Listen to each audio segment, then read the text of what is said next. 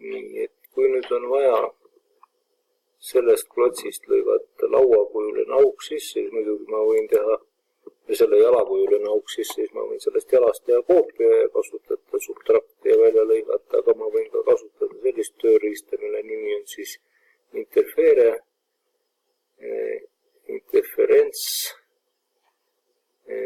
ja sellega saab valida siis ühe objekti, nagu ta küsib, või enter, valida teise objekti, vajutab enter ja nüüd ta näitab siis seda osa, mis on nendel kahel ühist ja vaikimisi siis on siin linnukesed, nii kui ma selle akna kinni paneks, siis kaoks ära, ma võtan selle linnukese siit ära ja panen close'iga kinni. Nüüd jäi see tükk siia sisse alles. Et see tükk on siin alles, praegu ei ole näha, teeme ta siis näiteks 2D wireframe'iks ja siis on siin see tükk olemas. Või siis näiteks X-ray'ks. Siis on ka siin näha see tükk ilusti.